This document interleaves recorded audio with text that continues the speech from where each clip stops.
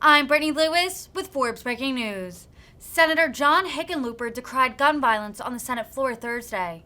The Colorado lawmaker noted that his state is coming up on the 10-year anniversary of the Aurora movie theater shooting. Hickenlooper called mass shootings a, quote, uniquely American problem before voicing his support for the bipartisan Safer Communities Act. If passed, this would be the most significant federal gun control measure enacted in decades. Here's more from the Democratic senator. Next month marks an anniversary that nobody wants to celebrate. 10 years since 70 people were shot and 12 killed while sitting in a movie theater in Aurora, Colorado. At the time, it was the largest mass shooting in American history. And since then, several shootings, like the Pulse nightclub, the Las Vegas shooting, have surpassed that grim milestone. Most senators have a similar story of some sort of a mass shooting in their state, killed people who were trying to enjoy a movie or worship God or shop for groceries, like the 10 people murdered last year in a supermarket in Boulder. Or sitting in a fourth grade classroom.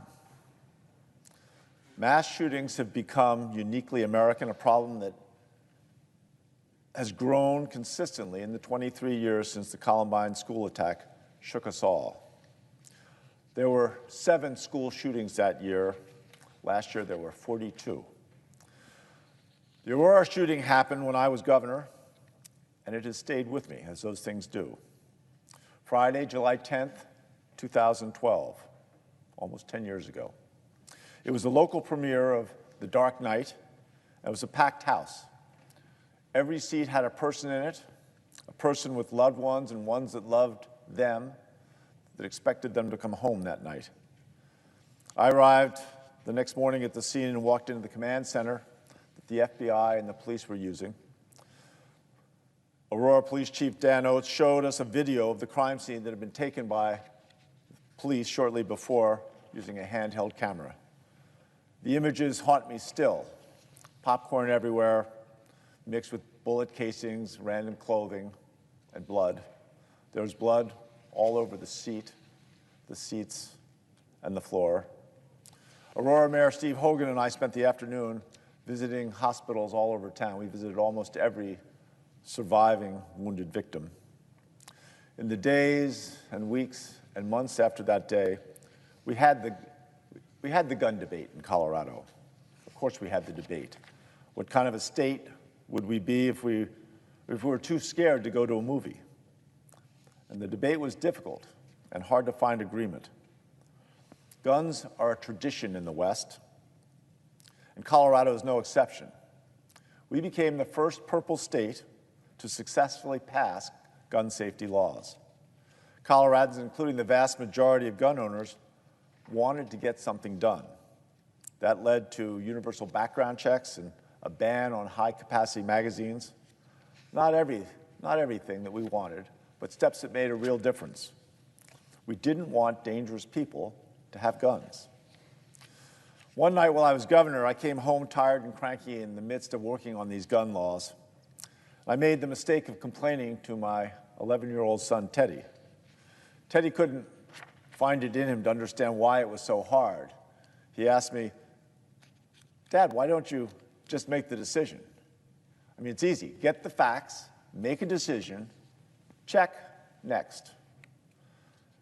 I started to explain, and he repeated, get the facts, make a decision, check, next. He says, every day I go into school, and I have to learn something completely new that I didn't know existed the day before. If I don't get it completely right, the next day is misery, because everything is based on the day before. Teddy was right about one thing: the facts do matter. Part of our problem had been not having good data. Many assumed passing new laws, like background checks or magazine limits, wouldn't work because crooks don't buy guns from legal dealers.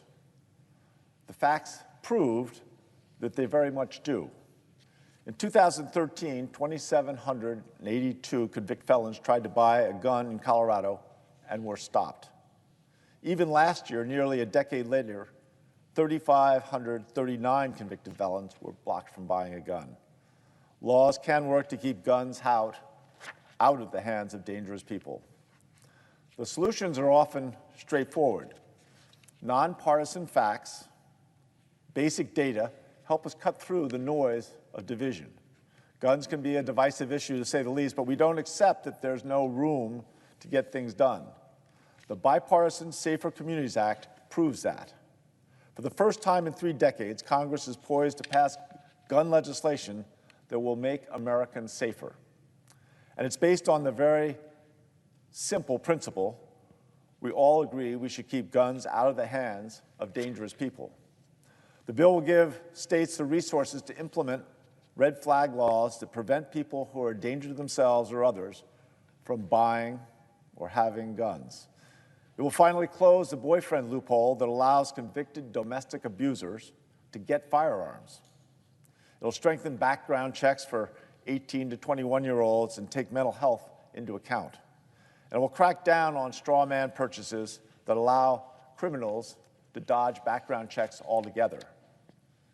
Now, these are common sense proposals, and I'm heartened to see that they are going to pass with bipartisan support. But we all know there's more that needs to be done to reduce gun violence in America. The question is, what's next? For that, we can turn to Teddy's wisdom as a 7-year or 11-year-old. What we need is a common set of facts that both sides can accept and can act on. In 1970, Congress created the National Highway Traffic Safety Administration to respond to public outcry over fatal vehicle crashes. By 2019, there were 60% fewer vehicle fatalities than in 1970. So in that period, from 1970 to 2019, fatalities were reduced 60%, even though there are now 2.5 times as many cars on the road. The agency's strength is in its strictly nonpartisan research. It conducts a survey, a detailed analysis of vehicle fatalities across the country, and forms an objective basis to evaluate vehicle safety standards and procedures. Things like whether airbags and seatbelts can make a difference, or what size and shape child restraints should take. Essentially, every safety feature in our cars today. Why can't we have something similar for guns? We now have more gun deaths in America than we do have deaths from car crashes, and yet for years we could barely discuss possible solutions. So while this chamber is working together, let's make sure we measure the success of these bills that we're about to pass. Let's think about establishing a research body that will create an objective baseline of hard facts, not conventional wisdom. The path forward is as simple as my 11-year-old son knew it to be a decade ago. Get the facts, make a decision, check, next. Mr. President, I yield back the floor.